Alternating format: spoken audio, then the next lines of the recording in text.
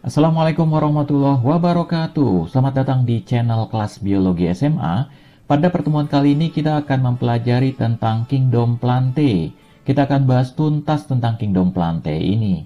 Materi tentang Kingdom Plantae akan saya bagi menjadi 3 video ya. Di mana video pertama kita akan mempelajari tentang ciri-ciri Kingdom Plantae, serta kita akan bahas juga tentang tumbuhan lumut atau Bryophyta.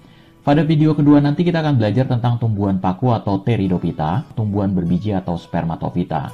Ya, kita mulai materi tentang Kingdom Plantae dimulai dari ciri-ciri Kingdom Plantae secara umum.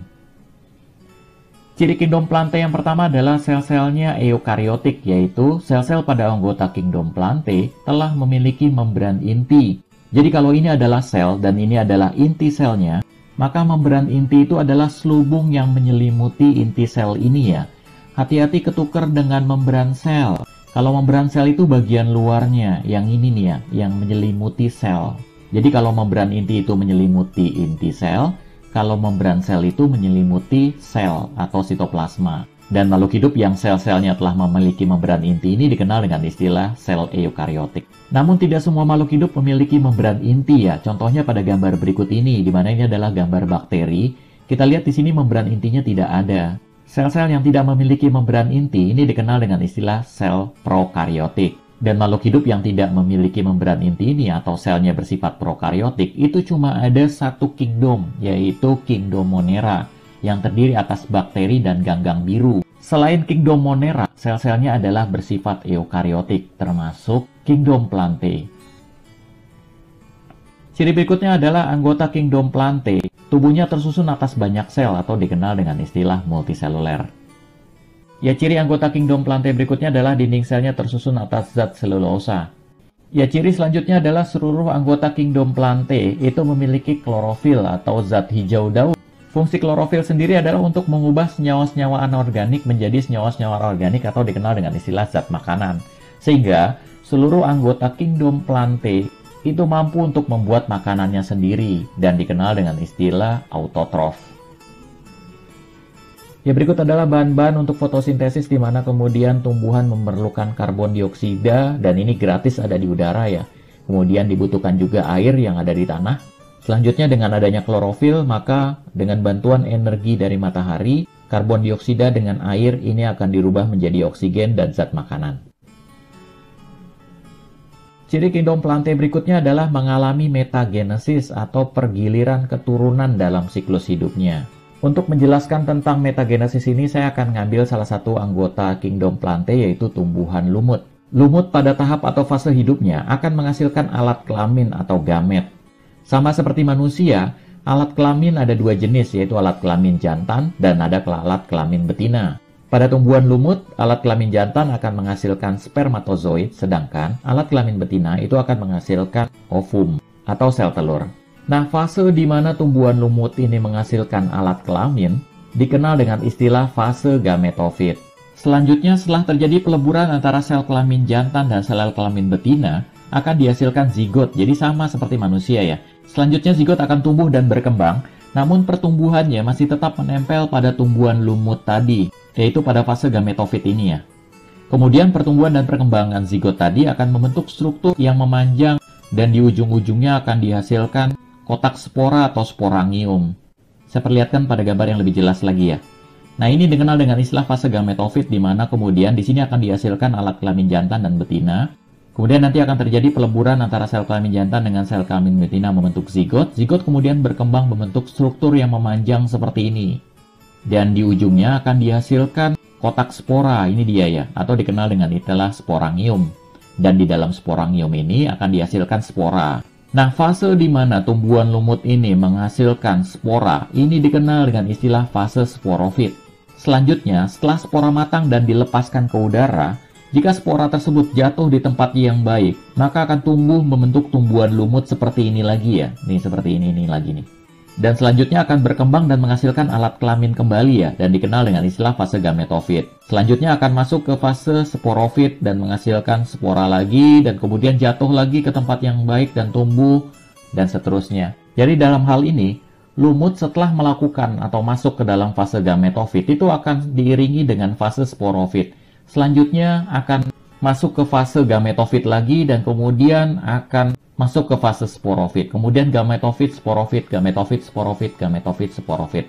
Dan inilah yang dikenal dengan istilah metagenesis, yaitu pergiliran keturunan dalam siklus hidupnya, yaitu dari fase gametofit, nanti akan diteruskan fase sporofit, kemudian gametofit lagi, dan sporofit lagi. Jadi nggak mungkin lumut kemudian, gametofit terus, gitu, kemudian nanti sporofit. Itu nggak mungkin. Jadi dia selalu bergantian. Itulah yang dikenal dengan istilah metagenesis. Ciri kingdom plantae berikutnya adalah dapat menyimpan cadangan makanan dalam bentuk senyawa pati. Kalau kita lihat sel di samping ini, yang ungu-ungu ini, yang bulat-bulat besar-besar ini adalah butiran-butiran pati atau amilum yang disimpan oleh tumbuhan sebagai cadangan makanan. Jadi ini dinding selnya ya. Ini sitoplasmanya, nah ini butiran-butiran pati ini. Jadi butiran-butiran pati atau amilum ini akan dibentuk oleh kingdom plantae jika hasil fotosintesis dalam bentuk zat makanan jumlahnya berlebih dari yang dibutuhkan oleh tumbuhan tersebut untuk metabolisme. Ya, selanjutnya kita bahas tentang klasifikasi kingdom plantae.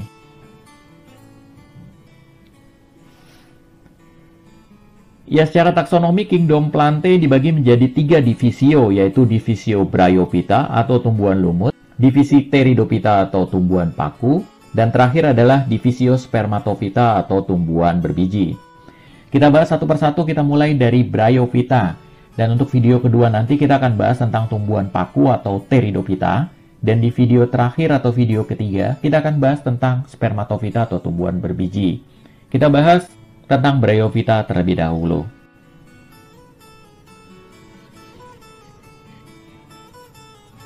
Ya, Bryophyta berasal dari kata bryo atau lumut, dan phyta berasal dari kata phyton atau tanaman. Jadi Bryophyta adalah tanaman lumut.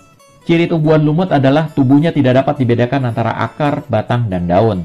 Struktur semacam ini dikenal dengan istilah talus. Nah, ini talus nih, seperti pada gambar di samping ini. Kita bisa melihat bahwa di sini nggak bisa dibedakan mana sih daun, batang, dengan akarnya, kan nggak bisa dibedakan. Semuanya tampak seperti daun gitu. Ciri umum Bryophyta berikutnya adalah memiliki kloroplas yang mengandung pigmen klorofil. Ini kloroplas semua ya di sini ya. Dan dominannya ada pada sel-sel di permukaan atas supaya efisien dalam proses fotosintesisnya. Ya, ini juga tampak kloroplas yang banyak di permukaan atas dari sel lumut. Ya, ciri berikutnya dari tumbuhan lumut adalah tidak memiliki pembuluh angkut. Ya, ciri umum berikutnya adalah lumut dapat melakukan reproduksi secara seksual dan aseksual. Reproduksi lumut dilakukan secara seksual, yaitu dengan menghasilkan alat kelamin. Dan alat kelamin pada lumut ada 2 jenis, yaitu alat kelamin jantan dan alat kelamin betina. Alat kelamin jantan akan menghasilkan spermatozoid dan alat kelamin betina akan menghasilkan sel telur atau ovum, dan telah kita jelaskan sebelumnya ya. Dan lumut yang sedang dalam tahap menghasilkan gamet ini berarti berada dalam fase generasi gametofit. Lumut juga dapat melakukan reproduksi secara aseksual dengan menghasilkan spora. Dan lumut yang sedang dalam tahap menghasilkan spora ini berarti sedang berada dalam fase atau generasi sporofit. Ya, jadi ini adalah fase gametofit, telah dijelaskan sebelumnya ya, dan ini adalah fase sporofitnya. Dan ciri lumut berikutnya adalah mengalami metagenesis, yaitu pergiliran keturunan dari generasi gametofit ke generasi sporofit, kemudian balik lagi gametofit, kemudian sporofit, gametofit, sporofit, dan seterusnya. Jadi ada pergiliran keturunan, dan itu dikenal dengan istilah metagenesis dan telah dijelaskan sebelumnya. Ya, ini dia kelihatan jelas nih, ini spora-sporanya di dalamnya ini ya, di dalam sporangium. Dan ini adalah fase sporofit, dan ini adalah fase gametofit. Jadi kalau kita kemudian melihat lumut di tembok ada seperti ini berarti dia masih dalam bentuk fase generasi gametofit. Karena belum kelihatan muncul sporofitnya ya. Jadi yang sering kelihatan bludru seperti ini nih, yang kita lihat sehari-hari ini adalah generasi gametofitnya. Ya, selanjutnya kita masuk ke dalam klasifikasi lumut. Lumut itu dibagi menjadi 3 kelompok, yaitu 3 klasis ya, yaitu Hepaticopsida atau lumut hati, kemudian Anthoceratopsida atau lumut tanduk, dan Bryopsida atau lumut daun. Kita bahas satu persatu, yaitu dari Hepaticopsida dulu atau lumut hati. Lumut hati ini tubuhnya masih dalam bentuk talus ya, jadi nggak bisa dibedakan antara akar, batang, dengan daunnya. Jadi kayak lembaran-lembaran begini aja semuanya. Kemudian ada rhizoidnya atau akarnya di bawahnya. Batang dengan daunnya nggak bisa dibedakan. Nah, contohnya adalah Marsanthia polymorph, Ricicocarpus natans, dan Calipogea mulleriana. Yang terkenal tuh ini Marsanthia ya, yang ini nih, atau lumut hati dikenalnya. Dan ini menjadi ciri khas dari Hepaticopsida atau lumut hati. Ya dinamakan lumut hati karena bentuknya seperti hati ya. Jadi kayak gini nih, kayak love gitu ya. Nih kayak gini nih. Kayak ada lobus-lobusnya. Seperti ini. Ya ini adalah contoh Marsantia. Nah kalau kalian lihat lebih detail lagi, di sini ada struktur seperti mangkok seperti ini ya. Ya, ini juga nih ada mangkok. Kemudian ada daun-daun kecilnya. Nah ini dikenal dengan istilah gemakap. Gemakap ini adalah reproduksi secara aseksual khusus pada Marsantia atau lumut hati. Jadi selain menghasilkan spora, dia juga menghasilkan gemakap. Nah, gemakap ini pada saat kemudian nanti ada air hujan jatuh dan kemudian mengenai gemakap ini, maka kemudian butiran-butiran kayak potongan daun ini akan terlepas dan ke bawah oleh air tadi. Dan pada saat kemudian jatuh di tempat yang baik, dia akan tumbuh membentuk struktur tubuh lumut yang baru. Ya, ini juga gemakapnya. Nah, ini dia butiran-butiran gemakap tadi. Ya, ini ada gemakapnya juga. Ini archegoniumnya kelihatan. Ini gemakap nih seperti ini. Ya ini gemakap juga. Tergantung jenisnya ya. Ini gemakap juga.